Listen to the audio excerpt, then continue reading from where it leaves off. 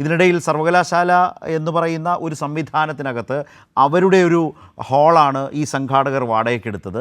അവിടെയാണ് ഇത്തരമൊരു പരിപാടി അരങ്ങേറിയത്. ആ പരിപാടിയിലേക്കാണ് ഗവർണർ എത്തിയത്. അത് സർവകലാശാല ചട്ടങ്ങൾക്കനുസരിച്ച് അല്ലെങ്കിൽ സർവകലാശാലയ്ക്ക് വാടകയ്ക്ക് ആ ഹാൾ എടുക്കുമ്പോൾ സംഘാടകർ നൽകിയ ഉറപ്പിന് വിരുദ്ധമാണ് എന്നുള്ളതാണ് സർവകലാശാലയുടെ നിലപാട്. രജിസ്ട്രാറാണ് ഇന്ന് അങ്ങനെ കൂടി വിശദീകരിക്കുക. അത് കുറേ കൂടി ഗൗരവമായി കാണേണ്ട വിഷയം കൂടിയാണ്. ഇതേ സർവകലാശാലകളുടെ ചാൻസലർ കൂടിയാണ് ഗവർണർ ആർലേക്കർ എന്നുകൂടി കാണേണ്ടതുമുണ്ട്. അദ്ദേഹം പറഞ്ഞത് രജിസ്ട്രാർ, കേരള സർവകലാശാല രജിസ്ട്രാർ പറഞ്ഞത് എന്താണെന്നൊന്ന് കാണാം.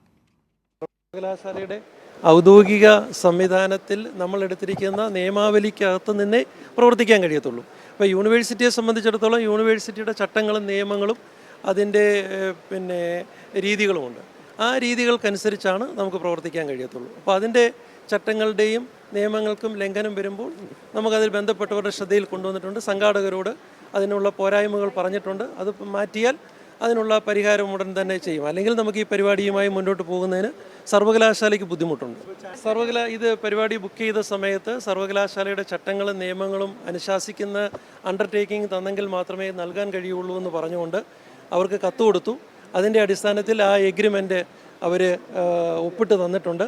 ആ ഒപ്പിട്ട് തന്നതിൻ്റെ ലംഘനമാണ് ഇപ്പോൾ ഇവിടെ നടന്നിരിക്കുന്നത്. സർവകലാശാല ഇതിനൊരു നിയമാവലി, സെനറ്റ് ഹാൾ അനുവദിക്കുന്നതിന് ഒരു നിയമാവലി കൊടുത്തിട്ടുണ്ട്. ആ നിയമാവലി അംഗീകരിച്ച് നൽകിയ നിയമാവലി അനുസരിച്ച് മാത്രമേ നമുക്ക് മുന്നോട്ട് പോകാൻ കഴിയുള്ളൂ.